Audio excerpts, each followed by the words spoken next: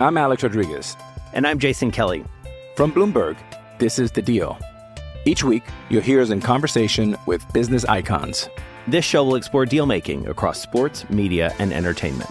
That is a harsh lesson in business. Sports is not as simple as bringing a bunch of big names together. I didn't want to do another stomp you out speech. It opened up so many more doors. The show is called The Deal. Listen to The Deal. Listen to The Deal on Spotify. We've all got those parts of our house where the internet just won't go. Well, if you had wall-to-wall Wi-Fi from Xfinity, you could worry less about dead spots. Because with wall-to-wall Wi-Fi from Xfinity, you get fast speeds, reliable connection in every room, and power for all your devices even when everyone's online. That's wall-to-wall Wi-Fi, only on the Xfinity 10G network. Restrictions apply. Not available in all areas. Actual speeds vary. What's up, everyone? Welcome to the Big Ten Football Talk Podcast. I'm your host, Zach Guggenheim. We're going to be responding to some hot takes about coaching rankings. I'm going to give my own coaching rankings for 2024. Make sure to like and subscribe wherever you get your podcasts. Specifically, follow us on Spotify, but also you can find us on Apple and Google. You can also find us on YouTube. Make sure to hit like and subscribe there as well. If you're on YouTube, you can see my lovely dog in the background who is just dead to the world right now. So she is napping peacefully, but we are going to get right into this coaching stuff. My apologies for not updating sooner. We've just had between health stuff and life stuff and technical difficulties. It's been a mess, but we're back. Hopefully better than ever. Of course, always you can catch me on the Big Ten Huddle, 9 p.m. on Tuesdays, there's going to be a pretty big announcement coming. In fact, it probably has already been made as of the airing of this episode. But I digress. Coaching rankings. So there is a Twitter account, which I follow, the College Football Report. They were talking about ranking Big Ten head coaches going into next season. And I'm just going to be honest, it was bad. It was bad. And now, before people are like, oh, he hates College Football Report. No. I just think sometimes we get things wrong and sometimes we don't consider other variables. And so as I was thinking about it, I was like, I just think this is wrong. I realized I don't really have a grasp on who I think the best coaches are this year. And part of the reason is because there's been so much transition and there's a lot of new faces, a lot of new head coaches. And so just if you go back a year ago, Mel Tucker was at Michigan State. Tom Allen was at Indiana. Pat Fitzgerald was at Northwestern. Jim Harbaugh was at Michigan. And you didn't have any of the Pac-12 schools. And then at the Pac-12 schools that are coming in, Chip Kelly's gone. Kalen DeBoer's gone. So it's kind of a mess in terms of thinking about next year. And then also Lincoln Riley had his worst season as a head coach in his head coaching tenure. So there's just a lot of things that are moving in the Big Ten. And so as I was thinking through coaching rankings, I was like, man, this is hard. And so I give the guy who runs College Football Report, give him a lot of grace on this, but he's wrong. That's my conclusion. And so what I'm going to do is I'm actually going to go through line by line his and say what I actually have. And before I do that, I want to give you a little insight into how I'm thinking about this. I think a lot of these rankings that College Football Report put out is based on hype and is not grounded in resume. So I'll give you a good example. I think Curt Cignetti is a great hire at Indiana. I think he's a great hire at Indiana. He has done nothing in the Big Ten.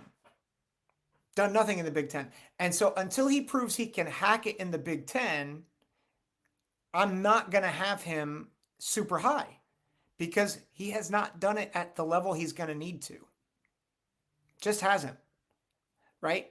I'm not going to have Sherrone more high. Not because I don't think he's a good hire. I think he could be great. He's either 3-0 or 4-0 with one of the best Michigan teams of my lifetime. And there's the whole asterisk thing, which again, I'm not going to get into. But the reality is he had a lot in terms of culture that was given to him. So I can't put him super high, right? David Braun, had a great year, but it was 1 year, right? So there's a lot where you're like, I just can't rank you super high because your resume is not exactly long. And so that's one thing. The other thing I want to point out is you have to have context for the program you're at. So for instance, and this will come up several times, the fact that Greg Schiano went 7-6 at Rutgers trumps, in my opinion, a lot of what other coaches have done, because to go 7-6 at Rutgers with the schedule that they had and to bring Rutgers to where they are now twice, he's done it twice now. Like, I'm sorry, there's a lot of weight to that.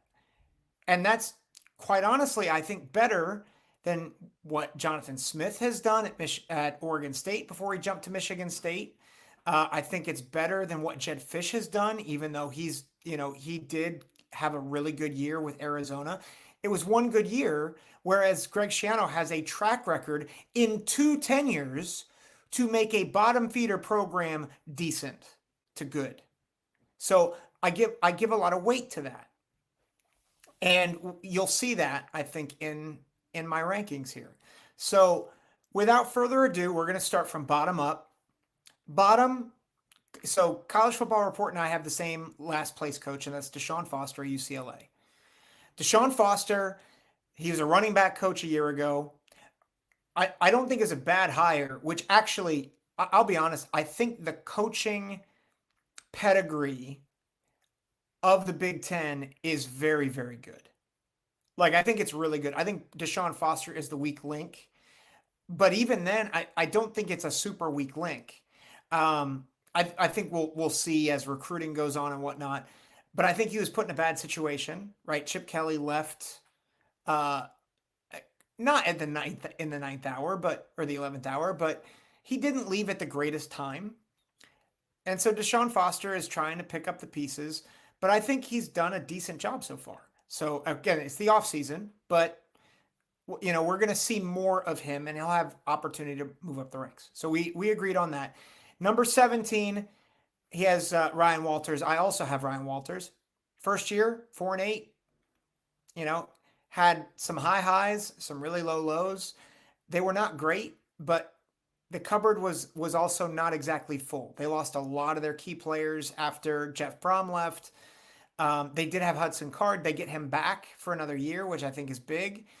I think the back end of their defense is going to be good. They've got a really good safety coming back. But again, he's unproven, right? He's in year 2. This is where we disagree and disagree hard. Number 16, he has Greg Schiano of Rutgers. I do not have Greg Schiano at 16. I have him quite a bit higher. This is what I'm going to criticize. To have Greg Schiano at 16 feels like you're criticizing the program more than the head coach. Just being honest. I've seen other lists where Greg Schiano's 15 or 14, and I cannot understand how or why you put him there other than, well, he's got Rutgers next to his name. Which, quite honestly, if you look at the list in full that not just he has, but other guys have, you're like, oh, it's by program, not by coach. And it's ridiculous, quite honestly. Like, this is Greg Schiano twice has made Rutgers a bowl eligible team when they were at the bottom of the barrel, right?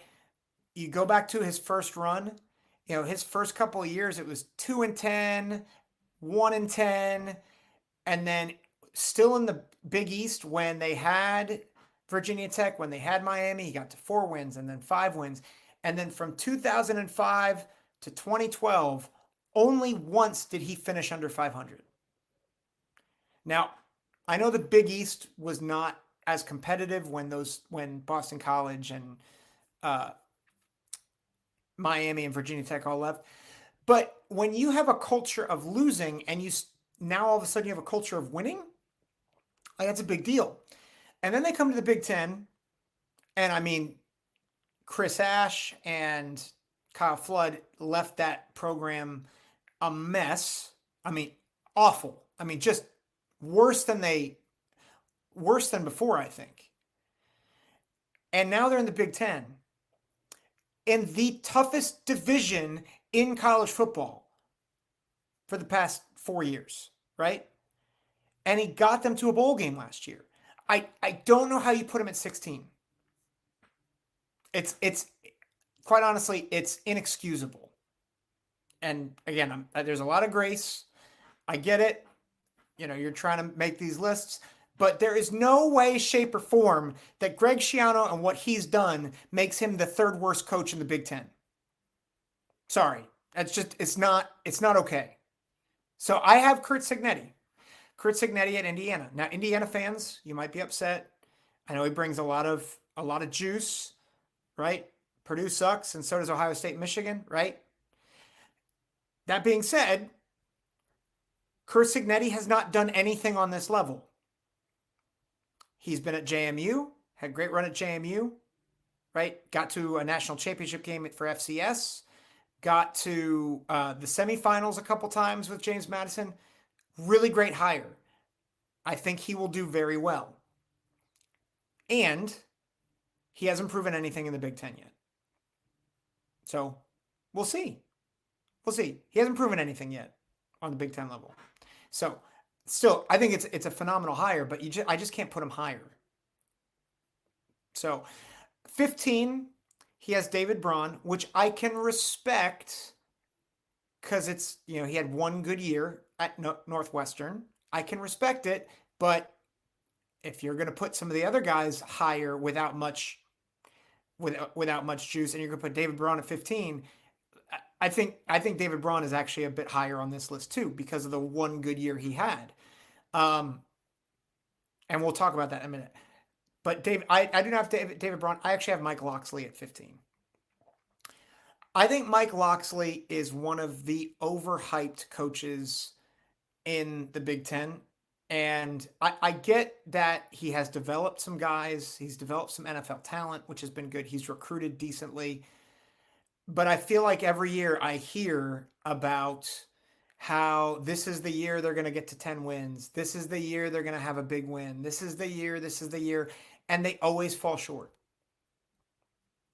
Like, I feel like they do a great job of being inconsistent. They do a great job of rising up to compete with the best teams in the Big Ten, and then they play to the level of their competition. And I don't have a lot of respect for it, quite honestly. Like, I think if you're going to be the coach that can upend the hierarchy of the Big Ten East, which is no longer a thing, but if you're going to be that guy, then you've got to actually get a win. And he never did. And like, he's quite honestly, I think, wasted a lot of talent, you know, with Tagovailoa, with the receiving core, with some like guys like Deonte Banks on the back end. He's wasted some really good talent to get a lot of 7-6, 8-5 seasons. And like, he's underachieved. And if you underachieve, I'm not going to rank you high.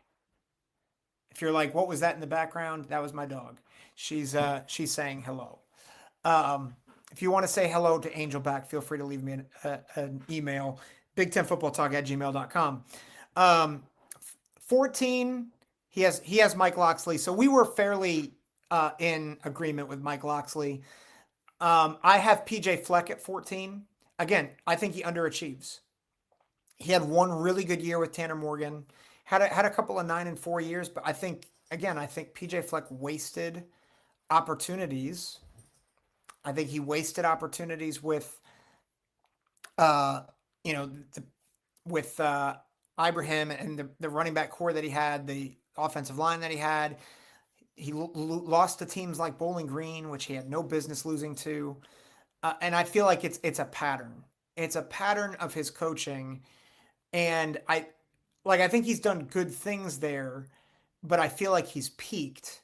And I just don't think he's as good as maybe people say. So I think he's overrated, in my opinion. So I have PJ Fleck at 14. 13, he has Bret Bielema at Illinois. And I have Bielema quite a bit higher, again, because of resume, but I hesitated a little bit with him, and I'll get to that in a minute. I have Jedd Fisch at 13. So if you look at Jedd Fisch, you look at Washington, or look at what Jedd Fisch has done. He was at Arizona for 3 years. 1-11, 5-7, 10-3, and finished 11th in the country. And and they beat Oklahoma in a bowl game. A lot of guys opted out for Oklahoma. But it's just hard it's hard for me to say that Jedd Fisch is a good option here, or is more than 13 here. And the reason why is because he's had one good year and he's only been a head coach for 3 years, right? His first year was 1-11. So can he build a program? I think so. He's taken over a Washington program that's pretty depleted right now after the departure of Kalen DeBoer. But I am not a Jedd Fisch believer yet. I also don't exactly like how he left Arizona high and dry. And I think the way he left was not exactly great. So that might be some personal bias, but I don't think he's proven much. He's had one good year. He's parlayed it into a better job in a better conference. So 12, Big Ten report has Curt Cignetti at Indiana. Again, I think it's a great hire. He just hasn't proven anything on the Big Ten level yet. So I can't put him there. I have Sherrone more at 12. And again, great hire. Think it could be a great fit. Obviously won some big games at Michigan, beat Penn State at Penn State, beat Ohio State when everything was on the line, right? Those are big time games. And you have to give him credit there. So I rank that ahead of, what other guys have done. Like Jedd Fisch had a whole year where he was better, but there's no pressure like winning a Michigan-Ohio State game to get in the playoff and to get to the Big Ten championship game. Sorry, there's a lot of weight that carries. But also he's only won 3 or 4 games. I forget which one it is. And he has not had to lead a program by himself. Like Jim Harbaugh was there, could be there during the week. He was still speaking to the program, right? So we don't know much about Sherrone Moore, the head coach, full-time. We're going to find out a lot more. So I can't put him higher than a lot of these other guys on this list. So 11, he has PJ Fleck. I just don't think he's a good coach. And I think there's other guys that are better. Case in point, I think David Braun is better. I have him at 11. David Braun, you get a lot of credit from me. I know it's 1 year. You get a lot of credit from me, though, when you take a program that was as splintered as Northwestern, right? You lose a legend in Pat Fitzgerald. You're coming off a couple of really bad seasons. There seemed to be discord in the program. And you come out and you go 8-5. You beat Utah in a bowl game, who has been one of the best programs in the Pac-12 over the past 3 or 4 years. I just think he has proven in a year that he can take some of the pressure. Now, how will he continue? I'm not sure. I think he has a lot of room to either fall or rise if he continues to build on that. I'm concerned about recruiting for him. But at this point, I think David Braun is head and shoulders above guys like PJ Fleck and Mike Locksley, if I'm honest. So I have David Braun at 11. Number 10, we are in agreement. We both have Jonathan Smith at Michigan State. I think it's a good spot for him. I think he was in a similar position to Greg Schiano. That Oregon State was kind of a dumpster fire when he got there, but he was able to revive it back to life, and he's made it a really good program. The one difference is the Pac-12 has not been as competitive, or I should say as strong of a league as the Big Ten. And so I think he kind of was able to get things done quicker. He didn't have a division of 3 top 10 teams every year to deal with. But I think Jonathan Smith, the last couple of years in particular, he's proven that he can build a program. And so I think that's a really good spot for him. 9, College Football Report has Sherrone Moore. I think that could be I think he could be really great. I just don't think you can put him there yet. I have Greg Schiano at 9. I think he deserves to be in the top half of the Big Ten. His resume is too great. And I think people who look at his resume and think, well, he's only won X amount of games. You are not looking at the context. Like, you put anyone else at Rutgers. Put Lincoln Riley at Rutgers. How's he going to do? Put Ryan Day at Rutgers. How's he going to do? Like, I doubt they do this well. Now, part of that is cultural fit. Like, I think Greg Schiano really thrives in that underdog role and that blue-collar workman mentality. But, like, man, what they're doing at Rutgers, and I think they're going to continue to grow and build, I think you got to give him his flowers. Like, if it were not for David Braun, he should have won Big Ten Coach of the Year last year. I totally get Braun getting it, and I think I said that he should get it. He absolutely deserved it. But Greg Schiano was a very close second. So, number 8, we're only a little divided on this. He has Matt Rhule for Nebraska. I have Bret Bielema at Illinois. I think you could flip-flop him. I think Bret Bielema is, because he did not do well at Arkansas, I think people forget what he has done over the years. You know, he's won 3 Big Ten championships at Wisconsin. You know, his first 3 years at Illinois, you know, this year I think was disappointing, but I think people forgot, like, just how much they lost, right? Tommy DeVito was starting games in the NFL. Their defensive secondary was just butchered because of losses to the NFL, right? 3 top 3 round picks. And they didn't have a ton of depth. So do I think that they needed to build more depth? Yes. And I think Bielema can slide down this list quite a bit if he doesn't get things back to what we saw in 2022. But I think you got to give him the benefit of the doubt, right? He took over an Illinois program that was reeling, and it honestly has not been very good since, you know, the Ron Zook years. Like, really has not been very, very good. And so I think you got to give Bielema the benefit of the doubt. He's a really good head coach. If you look at his Arkansas tenure, that also was not terrible. His first year and his last year were not great, but like he was kind of in a similar situation where you've got Alabama, LSU, Auburn, that death division of the West, and he was doing okay. You know, it wasn't great, but he was doing okay. And I think you got to give him some benefit of the doubt there. So, number 7, he has Jedd Fisch at Washington, which I just don't think you can. I don't know how you can have him that high with one good year at Arizona. So I have Matt Rhule. Matt Rhule, you know, proven program builder. And I think you're seeing the makings of it in Nebraska right now. I know he's only been in the Big Ten 1 year. So I know you might say, well, Zach, what the heck? What are you saying? But look at what he's done in other, like at Baylor, which was a power conference. What he did at Temple.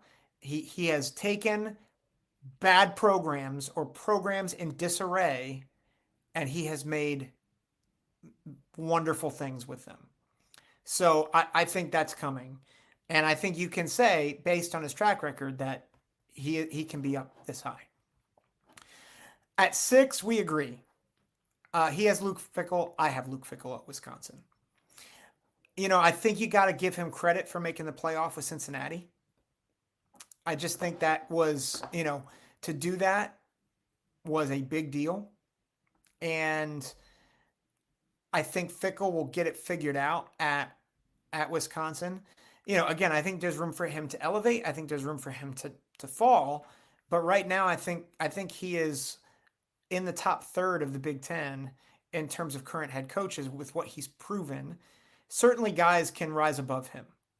But I think if he continues to progress and build Wisconsin the way he wants to build it, I think he might rise up above some of the other guys that I have on this list. Number 5, we disagree a little bit. And again, it's based on tenure and resume. So number 5, he has Kirk Ferentz at Iowa. I have Dan Lanning at Oregon. Now, before Oregon fans get upset at me and be like, how could you put Dan Lanning at number 5?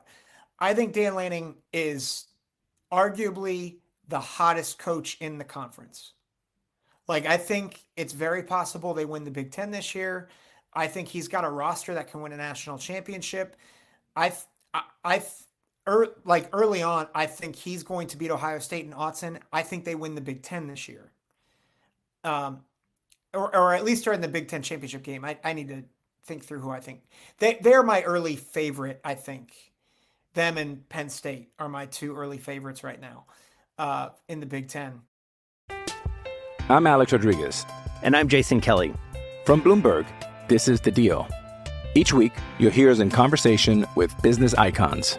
This show will explore deal-making across sports, media, and entertainment. That is a harsh lesson in business. Sports is not as simple as bringing a bunch of big names together. I didn't want to do another stomp you out speech. It opened up so many more doors. The show is called The Deal. Listen to The Deal. Listen to The Deal on Spotify.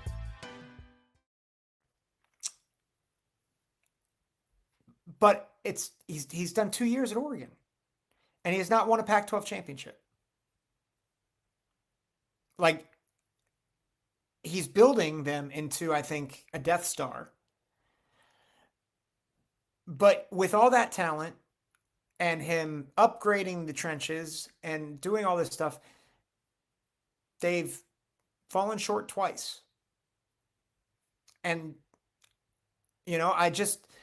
they were the favorite in the Pac-12 championship game this year. And they do it. And, Washington was great. I'm not taking anything away from Washington. But that's why I have him at 5 and not higher. Because he has not, he had a program that was good enough to make the playoff. And he missed it. So I've got him at 5. I think he easily is a top 2 coach by the end of the season. I'm just saying right now I've got him at 5. 4, we agree, James Franklin at Penn State. Josh Pate, who I know some people love, some people don't love. I think Josh Pate makes a really good point with James Franklin. Everybody says he's overrated, but what does he do? He wins the games that he's favored in. He loses the games that he's not favored in. He is appropriately rated. He's not overrated. Now, I've made the argument that he should be fired from Penn State. But that is if Penn State wants to be more than what they've been, which is to be on the same level as Ohio State and Michigan. I think if Penn State wants to stay at the level they are, I think they are very good. Penn State constantly is a very, very good football team. They are consistently in the Big Ten race. They have been very close to beating Ohio State and Michigan. If you look at the past few years, they've been a possession away in most games. So you're talking about, you're talking about a team that has really been a possession or 2 away from being in the Big Ten championship game for several years. They've won a Big Ten title under James Franklin, right? They beat Ohio State in that great game in 2016. They went on to win the Big Ten, got to a Rose Bowl. They got to another Rose Bowl just a couple years ago, beat Utah in it. And I think they are continuing to do things that are going to help them compete in the 12 and now 14 team playoff era. So I just don't think you can knock James Franklin. Like he's won a conference championship game. He has beaten Ohio State. He has beaten Michigan. Not recently, but he has done that. And I don't think you can ignore that. So I think Penn State's in actually for a really good year this year. I have him at 4. Number 3, he has Dan Lanning, which I totally respect. I totally respect Dan Lanning there. I've got Kirk Ferentz. I have been after Kirk Ferentz to fire his son for a couple years now.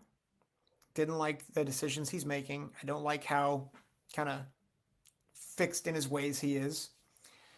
But what Kirk Ferentz has done at Iowa, over the past 25 years is what all coaches should aspire to that are not at premier blue blood programs. Like, again, context matters. Iowa is consistently in the mix, despite the fact that they are in a place where it's hard for them to recruit. It's hard for them, to play offense, right? And part of that's coaching, right? That's not an excuse for him. But the reality is, you look at his tenure at Iowa, he's won Big Ten championship games, or Big Ten championships, not Big Ten championship games. He has beaten the big programs several times. You look at his resume. He's been the head coach at Iowa since 1999. So this is year 25. 208 and 139. He's won 2 Big Ten championship or 2 Big Ten championships, 3 Big Ten West Division championships. And if you look at what he has done over the years in terms of record, even the past, several years, which, by the way, he's been criticized quite a bit. He has won at least 8 games from 2013 to 2023 every year except 2. 2014 they went 7-6, and then 2020, which nobody really won 8 games except Alabama because they won the championship game, but they went 6-2. And you look at the past 5 years, in 2022 they were unranked, but besides that they were 15th, 23rd, 22nd, right? He just wins. And he wins despite the fact, in spite of how bad his offense is sometimes. He's a great football coach. He deserves to be in the Hall of Fame. And while I don't think he has made the wisest decisions over the past few years, in terms of the scope of his coaching legacy and resume, you've got to give him his flowers. So I think Kirk Ferentz is a top 3 head coach. Again, I think that can change, but I don't think you can say that anyone else has done what he's done. And so I give him the nod until someone takes it from him. So number 2 and number 1 were agreed. He's got Lincoln Riley at number 2 and Ryan Day at number 1. I have Lincoln Riley and Ryan Day 2 and 1 as well. Lincoln Riley has made a couple playoffs, won the Big 12 a couple years, and has not won the Pac-12 yet. Was in a Pac-12 championship game, but I do think I think it's coming. Well, no, it's not coming. He's not in the Pac-12 anymore. He's in the Big Ten.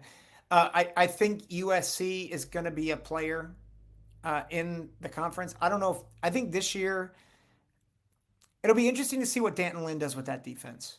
Because I think if they get the defense shored up, I think they can certainly compete. I just think the schedule is insane for USC this year.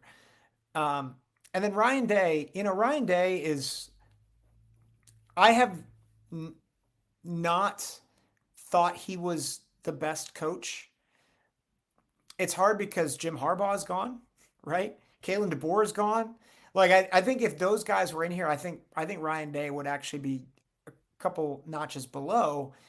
But you have to give Ryan Day a lot of credit. He has made 3 playoffs, right? He got to a national championship game. He won a playoff game.